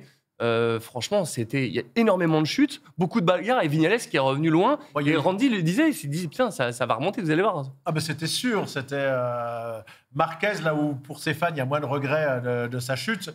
Alors déjà, c'est un problème de frein, mais de toute façon, il n'aurait pas gagné. Au mieux, il l'a dit, il aurait fait 3. Parce que les deux pilotes, le plus malin, Viñales, et le débutant incroyable, Acosta, Ah, ont choisi Acosta. le pneu médium. Ouais. Parce que justement, il était furieux de ce qui s'était passé sur la course sprint. C'est incroyable quand même, le gamin, il a 19 ans, ça ne t'épate pas, et c'est le nouveau Marquez, ou le nouveau Rossi, non? Bah, c'est surtout une grosse preuve de maturité, parce qu'en fait, il fait absolument aucune erreur. Son pilotage est net, propre. Tu vois qu'il roule pas au-dessus de ses pompes, c'est impressionnant. Quoi. Ouais. Sur toutes les Et ça phases de fait un freinage, Espagnol il est- de plus. Ouais. c'est ça. Oui, mais celui-là, il n'y a rien à dire. hein. Ah, mais Ah lui, ben, je dirais, Devant ses performances, on peut que s'incliner. Mais je constate simplement que ça fait un Espagnol de plus. Je voulais demander justement à Jacques, qu'est-ce qui s'est passé pour Marquez? Vous dites tous un problème de frein, mais il s'est passé quoi? Tout d'un coup, je vois la moto qui... Oui, parce qu'il a eu un souci de frein, mais de toute façon, il était au maximum. Il venait juste de passer Acosta. On se rend compte que tous les pilotes depuis le début de saison qui se retrouvent en bagarre avec Acosta, ben c'est pas. Et il leur met la pression. Hein. C'est pas un cadeau, mais dans tous les cas de figure, Vignales aurait gagné. Déjà, s'il n'a pas son problème au départ, Vignales, il se retrouve 11e. Oui, pourquoi est-ce qu'il s'est passé quoi au départ? Moi, je me souviens même plus qu'est-ce qui lui est arrivé, c'est Mais ils sont l'embrayage. accrochés. Alors, au début, avant, il se ratait ratait sur les départs. Ouais, il est pas si mal parti. Il est ça. moins bien Ouais. parti que sur la course sprint, mais il s'est fait tasser. C'est pas Jorge Martin qui a Je crois que c'est arrivé. Jorge Martin. C'est Martin, ouais. Il a Et poussé il un peu. perd 5 ou 6 places de plus, donc il est 11e à ce moment-là. Et il remonte. Et très très vite, tu vois, quand qu'il va y aller, parce qu'il était au-dessus des autres ce week-end, il rentre dans l'histoire, puisque c'est le premier pilote depuis qu'il y a le logo MotoGP, je crois que c'était 2002 de la Dorna, qu'un pilote gagne avec 3 marques différentes, puisqu'il a d'abord gagné avec Suzuki, puis avec Yamaha quand il est arrivé jusqu'au Grand Prix de France. Je crois qu'il avait gagné 3 courses, il était la nouvelle égérie de Yamaha, et puis ça s'est arrêté après le Il a Grand Prix de recruté. France. Rémi, c'est 92 l'arrivée de la Dorna, pas 2002. Oui, non, mais le moment où ils ont mis le logo MotoGP. Ah. Le logo MotoGP, c'est pas tout de suite. Ah bah là, je m'en souviens très bien. Peut-être. Sûr et certain. C'est 2002. Et pourquoi est-ce que. Pourquoi ils avaient fait ça? Tout simplement parce qu'ils voulaient qu'il n'y ait plus... parce que c'était la richesse des Grands Prix, où déjà, ils avaient déjà évincé le sidecar, qui était déjà avec nous le samedi. Ensuite, on l'a mis en Superbike. Et alors, à mon avis, justement, c'est une parité des motards. Ils ont tort. Parce que les Grands Prix 125 de l'époque, Moto 3 maintenant, il peut y avoir des trucs sensationnels, Moto 2 aussi. Pendant qu'on a 2h40 ou 2h30 de Formule 1, on a 3 Grands Prix de 40 minutes. Et comme ils voulaient avoir un produit phare pour être au niveau de la Formule 1, ils ont dit ça va plus être la 500, ça va être la MotoGP. Comme ça, c'était 125, 2,5 et MotoGP. Et un gros logo MotoGP, même pendant les courses, 125 ou 250. Rémi, question de newbie, mais parce que j'ai pas tout suivi, mais là, Acosta, il a un logo gaz sur sa. Oui, C'est quoi parce que c'est KTM. C'est vrai qu'il y a des gens qui se sont dit pourquoi. Mais on voit oui, j'ai KTM. pas compris. C'est une marque qui appartient à KTM. Voilà. Et autant vous dire, et je pense que Randy l'a dit d'ailleurs hier, en tout cas ils l'ont dit dans le débriefing, autant vous dire que les pilotes titulaires, Mais oui. Brad Binder, les pilotes titulaires de KTM, quand ils voient ça, Et je trouve ça c'est hallucinant. un petit peu en fait comme en Superbike, où tout le monde disait que la BMW était une moto pourrie qui n'avançait pas, et puis on a mis, et pas Acosta, mais on a mis Toprak Azgatoglu dessus, et alors qu'ils n'avaient jamais rien fait à Barcelone, qui est une piste où les dernières années je me suis ennuyé à commenter, c'était que pour Ducati et Bautista. Toprak, il a gagné la course 1, il a gagné la course sprint en faisant une Rossi à Lorenzo au même endroit, et il a fait podium, c'est incroyable, ça va booster d'ailleurs l'équipe de BMW, tu l'as regardé, c'était sensationnel. C'était magnifique. Quoi. De toute façon, merci aux dirigeants, aux team managers de MotoGP de faire l'erreur de ne pas prendre Toprak Azgatoglu et de nous le laisser en Superbike. Très bien. Bon, on va rester un tout petit peu sur le GP d'Austin, parce qu'on n'en a pas parlé. On est déjà en retard, mais je voudrais quand même te demander si Bagnaia ne manquait pas de rythme et si finalement, ce n'est pas l'année de Jorge Martin. Bah, en tout cas, c'est le cas au championnat. Dario Marchetti, qui connaît bien, qui est italien, m'a dit l'année dernière encore, il m'a dit, alors ça justifierait le très beau contrat qu'a signé Fabio Quartararo. Il m'a dit, je connais très bien Pecco Bagnaia, il connaît très bien les Italiens. Il m'a dit, il n'y a que 2 champions pour l'instant sur la grille l'année dernière. Les 2 champions sont Marc Marquez et Fabio Quartararo. Il ne considère pas, malgré ces 2 titres, parce que la moto est facile, il ne considère pas, certains Italiens le considèrent, c'est pas Valentino Rossi, Pecco Bagnaia. Et nos Français, pour terminer là-dessus. Alors là, Difficile, hein. les Français, franchement, de toute façon, je vois pas comment ils pouvaient faire plus. Pour Johan Zarco, c'est impossible en ce moment. On le voit, c'est pas que lui, c'est toutes les Honda. Il est parti dans une sacrée galère. Après, c'est un garçon, et Jacques le sait très bien. Il avait d'ailleurs couru. C'est quand il avait gagné la Red Bull Cup qu'il avait fait un casque à ton effigie après, où il avait rendu hommage. Je crois que la plus grande qualité que j'ai vue chez Johan Zarco, c'est la résilience, Jacques. Et Oui, je suis complètement d'accord avec toi. Ouais, il non, est capable bien. d'encaisser tout. Oui, tout à fait. Donc, Et de remonter et de revenir. Donc, quelque part, Honda était assez malin de le prendre. Quant à Fabio Quartararo, ça va être long. Il s'est énervé quand même quand il est rentré. Là, il va plus pouvoir trop critiquer comme avant son employeur qui lui a fait un contrat. Il est 3 fois mieux payé que le champion du monde en titre. Il a un contrat à 25 ans. On n'avait plus de salaire comme ça depuis Jorge Lorenzo quand il est passé chez Ducati, en fait, Jacques. On pensait depuis le Covid qu'il n'y aurait plus des tarifs comme ça. Bah écoute, visiblement, il reste un petit peu de sous dans le monde du MotoGP, visiblement. Merci beaucoup, les amis. Nous allons partir maintenant en interview parce que le Superbike, je pense, attendra la semaine prochaine pour le débrief complet. Plutôt que de le faire viteuf, autant le garder pour la semaine prochaine. Tu seras là? Bah oui, moi Bon, je suis pas. j'espère bien. Je ne m'appelle pas Anthony Drevel. Ah, voilà, Anto, si tu nous regardes, c'est pour toi. Tout de suite, l'interview.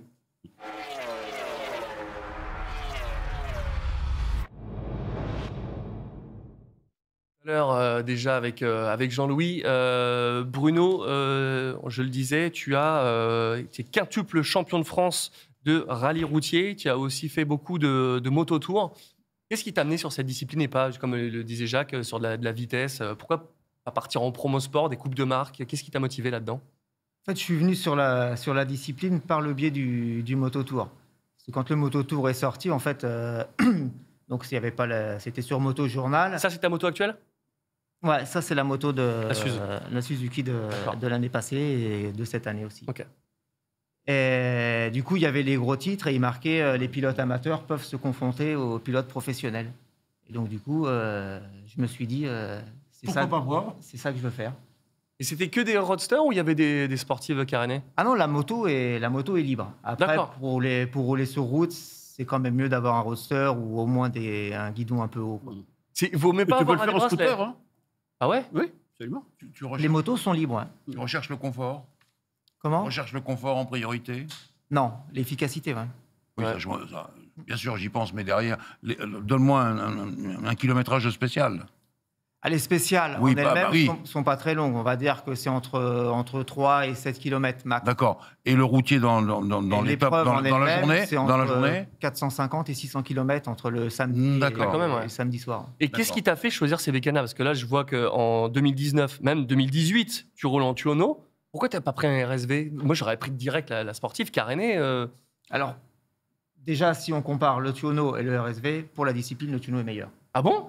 Le moteur est beaucoup plus plein, il y a plus de coffres, le V4 il marche partout. Je crois que c'est le même moteur, moi. Du tout. Ok. Ah, peut-être les premiers Tuono alors. Ah non, mais c'est pas les mêmes moteurs. Non. Même le premier? Ouais, non, c'est pas les mêmes J'ai moteurs. toujours cru que le Tuono c'était un RSV 1000 décaréné. Ah non. Je veux parler aux deux moteurs, là. Il vous est pas venu dans l'idée de faire le Dakar un jour? Alors c'est encore autre chose, ça n'a rien à voir. Moi, je Ouais, roule, ouais, sur, avec je roule celui, sur la route. Ouais. Non, mais tous les deux, non, c'est... Moi, je courais en Grand Prix de vitesse, donc ça n'a rien à voir non plus. Non, moi, je n'ai jamais eu... T'as pas eu envie de ça? Non, Non, parce que pas quand il me parle des étapes à 500 ou 600 bornes, je me dis, tiens, un poteau, Ouais. dans le Dakar, toi non plus, ça t'est pas venu. Il y a le problème de. Après, il y a évidemment, Répète. pour participer. Moi, je ne suis pas professionnel, je suis chauffagiste. D'accord. Donc ça, c'est mon loisir, quoi. Qui coûte cher. Voilà. Très Qu'est-ce fort qui dans les t'a- radiateurs. Qu'est-ce pardon. qui t'a amené à la moto, Jacques? C'est parce que franchement, Moi, je on en chauffe parlait que tout les à l'heure. filles. Hein. Ah ouais, bon, non, ça suffit. Voilà, la blague du chauffagiste, on l'attendait. Non, mais beau palmarès en GP. Comment t'en es arrivé là? À travers un motoclub, tout simplement. À travers un motoclub, et les garçons du motoclub m'ont emmené voir des courses. J'ai eu j'ai eu le déclic, et puis je me suis mis à faire des courses de vitesse, des courses de promotion, et puis que j'ai Ça, il y en remporté. avait, ouais. Que j'ai remporté, et ensuite, ça a lancé ma carrière, quoi. Après, j'ai roulé en championnat de France, puis en Grand Prix. Et ça doit être complètement fou. Monter sur un podium en mondial, ça doit être une sensation incroyable. On le disait, on a gagné Silverstone en 83, c'est ça? En Ouais. 2,5. Ouais. C'est quoi cette sensation qu'on a à ce moment-là? Ah bah, cette victoire, non, c'est tout à fait exceptionnel. Et puis, c'est la Marseillaise, quoi. Ça Vraiment, doit être voilà, fou. la Marseillaise avec plus les Anglais. C'est en Angleterre. On sait que les Anglais sont pas toujours fans des Français. Et Enfoiré. donc, il y avait quelques Français qui étaient là et qui étaient. Il y en avait 2 sur le podium, déjà, donc Christian Saron avec toi. Oui, c'est vrai. D'ailleurs, Toi qui en as eu plein en Formule 1, seule fois de l'histoire qu'on a 3 Français sur le podium en Grand Prix. Et incroyable, Et à Silverstone. Oui, TF1, la première chaîne, explique-nous pourquoi, va diffuser le Grand Prix. Oui, Ah bon Et Oui. Jamais ils étaient Oui, diffusés. c'est là. oui, un Génial. des premiers direct moto qu'il y a eu, je pense, sur la chaîne. oui, Peut-être c'était un même des le tout premier. premiers. À l'époque, les Grands Prix moto n'étaient pas du tout retransmis à la télé. Rémi, il ne commentait Et- pas déjà? Non, non. Et un jour, il y a un journaliste à qui on peut rendre hommage, hein, puisque tu le connaissais bien, qui s'appelait Dunac, Jean-François. et qui a réussi à obtenir de la direction des sports le fait que le Grand Prix 250 et pas 500. Vous voyez un peu la différence. Aujourd'hui, ça semblerait complètement incroyable que le Grand Prix 250 soit diffusé, et c'est un Grand Prix que j'ai remporté. Donc ça m'a donné une certaine notoriété, je dirais, spectaculaire du jour au lendemain. Quoi. Une certaine notoriété. Pour ceux de notre époque, tu as été invité le lendemain dans le journal de 13h de monsieur Yves Mourouzi. Oui. Tu appelles ça Même une ça ne doit pas dire certaine grand-chose aux notoriété. jeunes, ça. Mais en fait, C'est oui. le premier journal de France. Ouais, à oui, l'époque. oui, oui, c'est Le vrai. premier journal de France. Et l'Ordre national du mérite, quand même. Oui, Oui, ça, c'est c'est bon. Ouais, il y a quand même ça, c'est quelques François petits- Fillon, ça. Ouais. C'est bien après. C'est bien après, mais quand Ouais, même, il faut ouais. quand même le dire. Mm. On va revenir là-dessus. Dis, quand même, comment est-ce qu'on arrive à la FFM et être président? Ils viennent te chercher comment ça se passe? J'ai dit une connerie. C'est une élection, non? C'est une élection, non? Écoute, moi, je me suis investi, dès que j'ai arrêté ma carrière, il se trouve qu'il y avait des élections à ce moment-là, on m'a incité à me présenter, je me suis présenté, j'ai été élu, alors évidemment pas au poste de président, un poste plus... Dans quelle année? 85. D'accord. 85, juste à la fin de ma carrière. Ok. Et puis après, petit à petit, j'ai gravi les échelons. Quoi. J'ai dirigé longtemps la vitesse en France, Ok. voilà. Et puis, je suis devenu vice-président, puis président. Voilà. On a une pression de se faire monter les talents français quand on est à la Fédé comme Les ça. gens ne vous parlent que de ça. Ah ouais. De toute façon, les gens ne vous parlent que de vitesse, et dans la vitesse, que de MotoGP.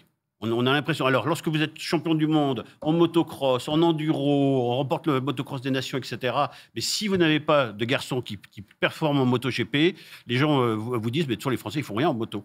Alors que vous venez de récupérer 10 titres. À dans l'époque différentes d'Olivier catégories. Jacques, c'était tu étais en Alors, poste, ça? Pardon? Olivier Jacques, Oui. en 2,5, c'était encore déjà à la Fédé? Oui, mais c'était en 2000. Oui, j'étais Ouais. j'étais responsable de la vitesse à cette époque-là. Et rappelons de l'effort, Olivier Jacques est sorti d'une structure mise en place par la fédération.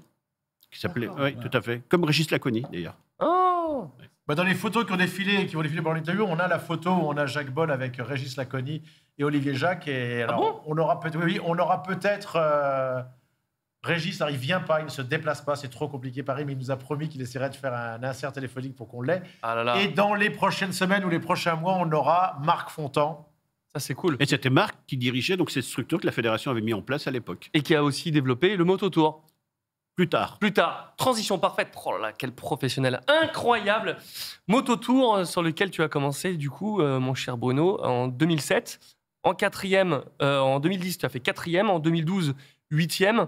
Et après, tu as quand même fait, en 2013, tu es parti en championnat de France des rallyes, mais tu es quand même retourné au Mototour et après, plus rien. Qu'est-ce qui a fait que tu as arrêté cette Alors, discipline? le mototour, c'est une course qui était en fin de saison.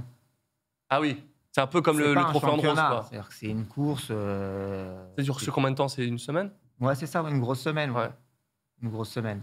Après, le 2019, ça, c'est le championnat de France. Le dernier mototour que j'ai fait, c'était en 2017. D'accord. Et justement, bah, l'image, elle est parfaite. Je l'ai posé la question. Est-ce que ça roule de nuit? Je De pense que nuit, la question, oui. elle est Ouais. toute répondue. clair. Voilà, ouais. Mm. Ouais. Ça on roule. Voilà, on sait en piste. Quand tu fais de l'endurance, tu repères chaque morceau de gravier, tu le connais, tu sais que c'est là que tu tapes les freins. Là, sur du rallye de nuit, enfin, les chronos, ils descendent. Alors Comment ça se déjà, gère? la grosse différence avec l'endurance, c'est qu'aujourd'hui, les circuits sont éclairés.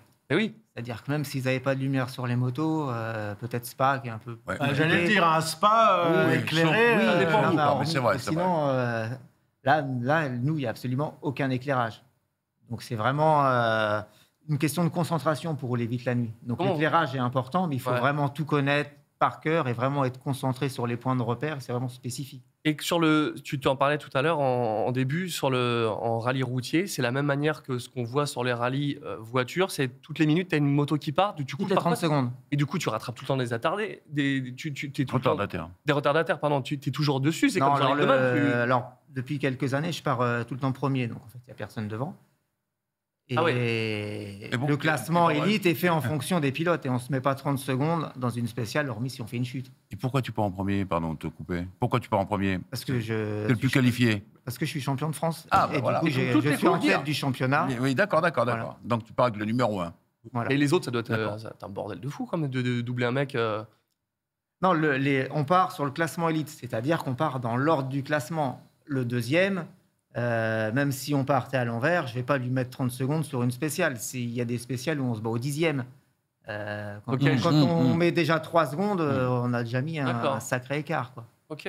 Et sur c'est un petit peu aussi sur des spéciales un peu comme des courses de côte. Ça existe ce genre de tracé? Ouais, mais par contre, c'est quand même beaucoup plus étroit que la course de côte. Le cahier des charges des courses de côte, c'est comme des routes plus larges, plus lisses. Là, le rallye, c'est vraiment des départementales. La route peut être esquintée. Certaines spéciales, C'est pas il peut même y dangereux, c'est avoir du un peu- gravillon, tout ça? Il y a du gravillon sur Il aime certaines le danger, spéciales. sinon il Ah, mais fait c'est pas chaud, ça. tu perds l'avant. Tu me disais tout à l'heure. D'où l'intérêt des bonnes recos et de savoir où mettre C'est ses au roues. mètre près, tu disais, au mètre près. En gros, Ouais, tu as 1 ouais. mètre de marge. Ouais, quand on roule très vite sur route, il y a t'as 1 mètre de large, pas plus, sinon c'est la sortie. Et question bête, mais en rallye raid, je suis passionné de ça, ils ont le roadbook. En rallye tout court, ils ont le coéquipier qui donne les notes. Comment on gère ça quand on est en bécane Donc là, c'est tout pareil, sauf que tu es tout seul. Donc tu lis ton roadbook, son temps. T'as un roadbook? Il y a un roadbook. Ouais, Pour les spéciales, t'arrives à lire genre Non, non. Pour la le liaison. roadbook, c'est pour la liaison. Ah oui, mais les spéciales, tu fais j'ai comment? compris. Oui. Les spéciales, je les connais par cœur. Hein. Des extraterrestres, les gars, en rallye. Juste une anecdote. Il me semble me souvenir que tu as traîné Philippe Monneret au Grand Prix de Brno pour voir, parce que vous êtes passionné de Napoléon, voir Austerlitz. Mais on avait regardé ensemble le circuit, le Grand L'ancien Prix. circuit. Raconte un petit peu comment c'était, les maisons, les De l'ancien trottoirs. circuit, on traversait à fond des villages. Voilà. Avec, J'ai pas entendu le nom du circuit. Brno. Ah, Bordeaux. Ah, Brno. Ah, Brno, bah, mais, ah ouais. mais l'ancien circuit de Brno. Oui, hein, non, donc, oui, mais voilà. je le connais. Ah, bah, oui, Quand j'ai vu ça, j'ai halluciné. Mais non, mais quoi. c'est- Moi, ça c'est- m'a plus impressionné qu'Austerlitz. ah oui, ça, bon, non, c'est extraordinaire. Après, ils ont fait le circuit. Mais c'était un truc absolument incroyable. Incroyable. Et c'est décidément, les gars, vous faites des transitions incroyables. Je crois que tu as beaucoup œuvré aussi pour le circuit Carole. Quand il y a eu des soucis avec la Seine-Saint-Denis qui n'arrivaient pas à le financer, et beaucoup de pertes chaque année. Ça a un peu changé. L'époque où j'y roulais, c'était le vendredi payant, mais pour les licenciés, samedi, dimanche pour le grand public. Le reste du temps, c'était privatisé, mais il y a eu un vrai changement vers 2012, c'est ça? Comment ça s'est passé? Oui, c'est ça. Bah, c'est-à-dire qu'en fait, la Seine-Saint-Denis, le département de la Seine-Saint-Denis qui gérait le circuit, chaque année était contraint d'apporter des subventions d'équilibre parce que le circuit ne s'équilibrait pas et il y avait des pertes importantes, voire très importantes. Ouais. Et donc, à un moment donné, Claude Barthelone, qui était le patron du département, a dit bon, moi j'arrête. De toute façon, les habitants de la Seine-Saint-Denis qui fréquentent le circuit, ça doit être 7 ou 8%. Nous, on va arrêter de s'en occuper. Et ce qui nous a fait peur à ce moment-là, c'est qu'on savait très bien que, comme il y a une pression foncière très forte autour, Oui. on s'est dit, si le circuit ferme ne serait-ce que quelques mois, les bulldozers vont arriver et puis il n'y aura plus de circuit. Donc le seul moyen de conserver le circuit, de le pérenniser, c'était qu'il y ait tout de suite un repreneur qui arrive immédiatement. Eux partaient le 31 décembre, nous on est arrivé le 1er janvier. D'accord. Donc on s'est positionné vis-à-vis du ministère, puisque c'est le ministère qui prenait la décision sur le gestionnaire. Et donc on a récupéré le circuit, en effet, le 1er janvier 2012. Ouais, c'est propre. Parce que c'est vrai que ça a failli sortir. J'imagine même pas la région Île-de-France sans Carole, quoi. Bah, avant, il y avait Rungis. Mais Ouais, est-ce mais bon, que... avec là, je les blazes plaisante. qu'on connaît. Et il me semble, et j'ai relu ta plaquette de la conférence de presse qu'on avait faite au départ, un petit peu comme aujourd'hui la FFMC, la Fédération Française des Moteurs en Colère, qui lutte contre le contrôle technique.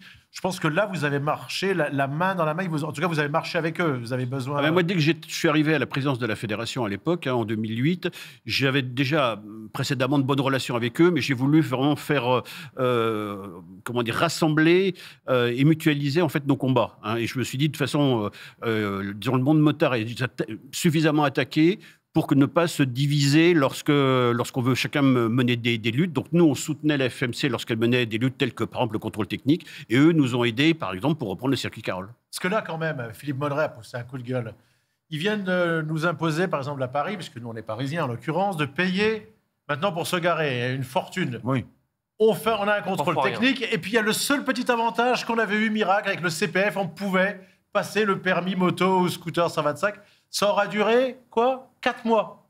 Et hop, une nouvelle fois, on a l'impression qu'on ne fait que taper sur les motards, alors qu'on désembouteille Paris, la région parisienne, qu'on prend des risques, qu'on roule quand il y a du verglas, quand il pleut, qu'on a froid, qu'on peut se faire Ouais. shooter par quelqu'un. On ne prend pas beaucoup de place pour se garer, et tout est fait contre nous, quoi. C'est surréaliste. C'est vrai. Ah ouais. Mais comme le contrôle technique, c'est un autre débat, mais on en reparlera sur une autre émission. Je voudrais revenir sur le rallye Tu voulais routier. dire quelque chose, Jean-Louis? Il faut vous réunir plus que ça et vous On solidifier. est déjà des motards en colère. Ouais, tu veux qu'on fasse non, mais plus, non, mais rien plus faire. que ça, plus que ça. Ça fait des Hier, années les qu'ils parlent Ne pas nous du contrôle chauffe pas, hein, technique. parce que plus que ça. Mettez 2 ou 3 hommes politiques dans votre poche, les enfants. Qu'est-ce que je vous dis Christian Estrosi, Jacques Boll Oui, sont mais des hommes politiques. non, mais Jacques Boy, il est président de la fédération. Non, non. Il peut pas faire ça. Évidemment, un homme politique comme Estrosi, mais il faut être à Paris pour ça. Tu sais bien. Il faut Je vais solidifier la appeler Emmanuel position. Macron. De toute façon, il nous regarde en pourquoi direct sur pas. Twitch. Manu, on s'appelle juste après, t'inquiète. Justement, sur les courses sur route, c'est quoi les différences avec l'Angleterre? Est-ce qu'il y a une vraie similitude ou ça n'a rien à voir? Non, ça n'a rien à voir. Les courses sur route qu'il y a là-bas, c'est vraiment des courses de vitesse. C'est-à-dire, c'est comme Comme un l'île de Grand Man. Prix. Voilà, c'est comme un Grand Prix sur route. Là, le rallye, c'est totalement différent. Donc, il y a toute la partie navigation, les spéciales. C'est vraiment comme le rallye voiture.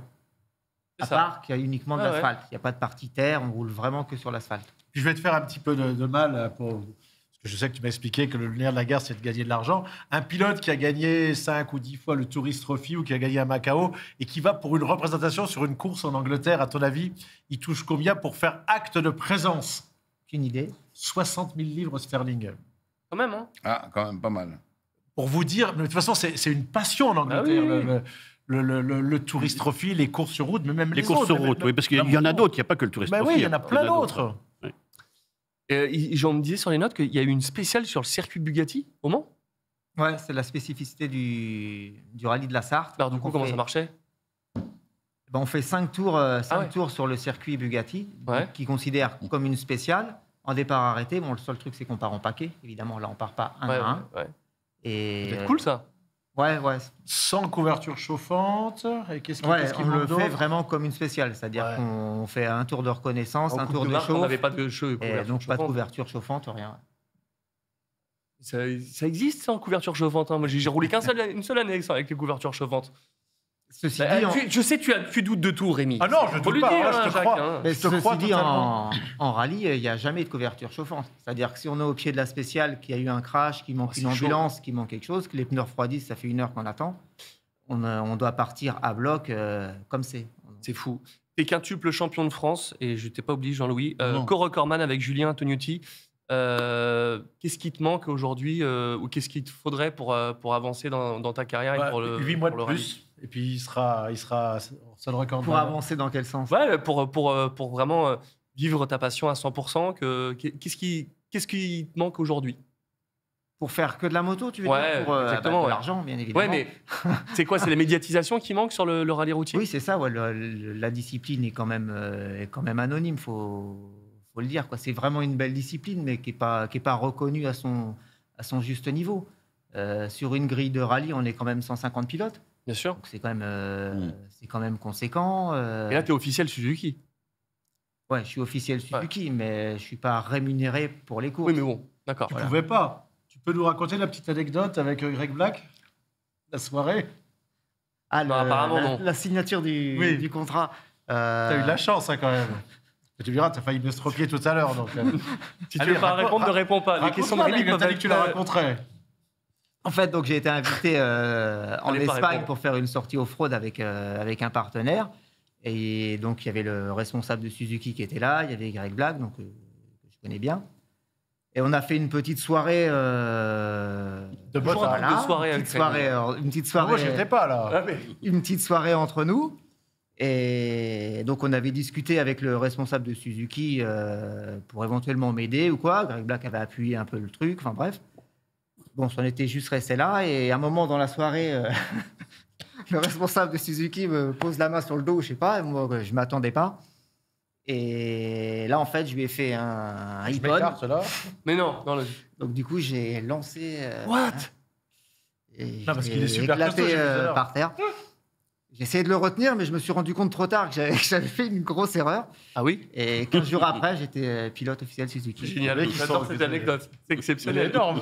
Énorme. Jean-Louis. J'ai une dernière question Oui. pour moi. Est-ce qu'il y a différentes cylindrées Ouais, il y a différentes cylindrées et différentes catégories. Donc, 125, 250. alors tout ça. 125, ça y est plus. Ils avaient lancé ça à un moment pour les jeunes un peu, mais bon, ça s'est arrêté parce qu'il n'y avait pas assez de représentants. Et donc, il y a les Rallye 1, ça va être jusqu'à 450, Rallye 2, jusqu'à peut-être bien 800 cm3 en 3 cylindres ou 8 cylindres, je ne sais plus. Et ensuite, les grosses cylindrées. Alors, le secret, je vais vous te le dire, c'est celui des 1000 milles, qui a été la plus grande course du monde. Des 1000 milles. D'accord. Des 1000 milles. Course automobile. Faites partir les petites cylindrées devant. Les 10 000 milles, elles partaient à minuit de Brescia pour aller jusqu'à Rome, descendre et revenir, machin. Le numéro 00, c'était les Fiat 500, minuit. Les D'accord. Fiat 500, les machins, etc. Et les stars, genre Fangio, Moss, etc., ils avaient des numéros 6h52, 652, 6h52 pour Fangio, 7h22 pour Moss, et voilà, et tout le monde se retrouvait à l'arrivée en même temps. C'est ça le secret. Applique beau. ça. Fais appliquer ça. Voilà, tu as donné des idées. Alors, Voilà. et juste, le président Poirier, tout à l'heure, disait qu'il y avait... qu'est-ce que font les motoclubs pour les jeunes, pour faire venir du monde au rallye? Voilà, donc ils font des journées d'initiation. Donc ça, c'est vraiment une belle initiative. Et puis ça prend vraiment de l'ampleur. C'est-à-dire que les clubs organisateurs organisent des journées où les gens lambda viennent avec leur moto et ils leur expliquent le fonctionnement d'un rallye. C'est-à-dire qu'ils leur font un roadbook, ils leur expliquent comment se passe une spéciale quand tu arrives à un CH, à un CP, pour essayer d'un peu de promouvoir la discipline et de faire venir un peu de monde. Un roadbook électrique ou tu tournes encore la manette? Non, j'ai une tablette. Ah, Mais il y en a qui ont encore. J'ai eu chic, ça. chic, mais- une tablette. Bah ouais. Non. Hein, ouais. ça fait pas longtemps que c'est numérique. Hein. Bah, en rallye raid, je les voyais avec leur Encore molette. comme ça, mais maintenant ils ont des. Ouais, ils ont la tablette Je aussi. cherchais le CP là. Enfin, quand tu tombes, Ah oui, effectivement. Où est-ce qu'on te retrouve sur les réseaux? Sur Instagram, c'est ça? Sur Instagram et sur Facebook. Ouais. C'est là que tu donnes toutes tes actualités sur Voilà. la saison. Et Ouais. qu'est-ce qui est à venir maintenant? Tu donnes sur les réseaux sociaux? Je suis pas sûr. Ah, disons que C'est je pas suis, plutôt ta fiancée disons que je suis bien aidé. Ouais. C'est ça. Mais elle reste dans l'ombre, mais elle Ça m'aide donne, beaucoup. ça donne quoi ta saison là, 2024? Donc je repars avec la Suzuki, pareil. Donc j'ai Ouais. signé mon contrat avec eux. Bien. Donc je vais essayer de décrocher un 6e titre. Combien de dates ou de 4 rallye? courses. 4 courses. 4 courses cette année, 4 courses l'année passée. Depuis le Covid, les organisateurs ont un petit peu de mal à vraiment organiser plus de courses. Il y a moins de clubs organisateurs, c'est un petit peu compliqué. Ouais. Donc, du D'accord. coup, il n'y a que 4 manches, Bon. 4 manches par saison. Il y a eu déjà eu un premier rallye? Non, ça commence dans 15 jours, début mai. D'accord. Et est-ce que, justement, on parlait de la médiatisation, on peut suivre ça? Toi, tu vas le relayer. Est-ce qu'il y a des. À part la presse papier, il y a des images qu'on peut voir quelque part là-dessus Alors, des images, la Fédé a fait quelques trucs, mais il n'y aura pas grand-chose. Ah, mais mais y moi, a pas par de- contre, sur la manche d'ouverture, ouais, il y a toute l'équipe Suzuki qui viennent, donc là, avec un caméraman. Ok. Donc là, il y aura des belles images et ils vont essayer de. On va suivre ça. Merci beaucoup. Jacques, du coup, on en parlait tout à l'heure, énorme passé en pilote, après à la Fédé. Ça s'est terminé en 2020 et maintenant toujours autant passionné. C'est quoi qui te motive toujours autant? Ah ben, écoute, bon, maintenant j'ai des activités professionnelles, parce que je ne me suis pas arrêté pour Ouais. autant, hein, donc j'ai des activités professionnelles qui ne sont pas du tout dans la moto, mais qui fonctionnent très bien. Enfin, Rémi, c'est de quoi je parle Non, mais aujourd'hui. c'est exceptionnel ce que tu fais. Voilà. Alors, j'ai découvert avant, je ne savais pas en préparant l'émission, que c'est ton père en fait qui a eu l'idée de la première salle de sport, ces fameuses salles où on te chambrait avec Philippe Molleret que tu n'utilises jamais manifestement.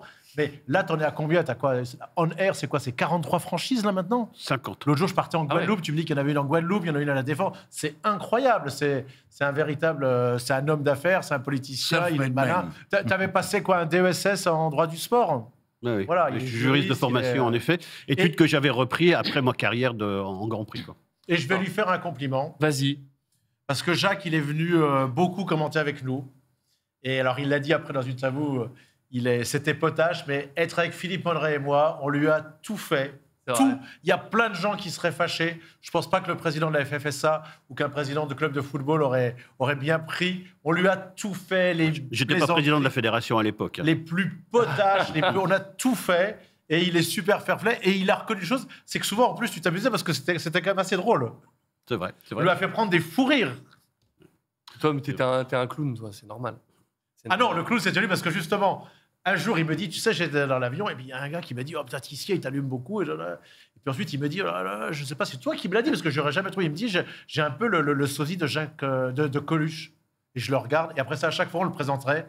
Il a gagné un Grand Prix en 83 à Silverstone. un podium 100% français. Il est le président de la Fédération française de moto. Il est le sosie de Coluche, avec le nez rouge. Et là, Monneret rajoutait, mais sans la salopette. Et voilà comment on le présentait. Et il acceptait de venir commenter avec nous. Moi, je dis bravo, parce que ça, c'est être fair play. Bravo. Bravo. Non, mais ça devait être difficile avec Rémi. C'était difficile, en grande mais- forme. Faut le tenir. Bon, Jacques, en tout cas, c'était un honneur et très content d'avoir pu te recevoir ici avec toutes ces performances. Et puis, c'était pu Le faire plaisir a les été partagé. Eh ben, ravi. Merci. Je mon me cher demande Renaud. même si je Oui. vais pas aller faire m'inscrire dans une salle pour aller, ça me fera du bien. en ce Mytho, moment. j'y crois Et pas. la dernière chose, vous allez pas rester, tu vas pas rester la femme de l'ombre. Viens une seconde pour nous rejoindre. Allez, viens. Emmanuel Clément, quand elle était venue, voilà, ta compagne, elle a fait les réseaux sociaux, voilà. Tout à fait. Voilà, dans l'ombre. donc, Mais en tout cas, merci, voilà. merci à vous deux Bonjour, d'être madame. venus. Oh, C'est voilà. mignon. C'est Bonne chance pour cette saison qui arrive en Merci. 2024. On espère le 6e titre. J'espère Ce aussi. serait beau. Merci à toi. Voilà, merci Rémi. Moi, j'embrasse pas. hein. Non, Je te non, dis merci s'il de te Puis plaît. venir. merci à vous de On a- m'avoir invité. hein. Avec plaisir. Ouais. Merci à toi. Merci Jean-Louis. On se retrouve la semaine prochaine avec Anthony Drevet si Il sera les là, dieux il sera là, des il sera là. compagnies Il a pu aériennes- rentrer avec son avion. C'est ça. Avec son Ryanair. Sinon, on va appeler Michel Drucker qui va le chercher. Et puis en du coup, je ne hélicoptère. mettrai pas la veste parce qu'il fait une chaleur d'enfer et je pensais C'est que vrai. Jean-Louis allait la Mais voir. un donc sweat à capuche. C'est la dernière fois que On j'aurai est un sweat bien. à capuche. Eh oui, toujours. Gilles Gourdin, là, il va s'occuper de toi maintenant. Là. Je vais lui donner Exactement. la vengeance, ça se mange froid. Oui, très froid, congelé même. Allez. Servir. Salut, à la Ciao, semaine ciao. prochaine, même endroit, même heure. Ciao, ciao.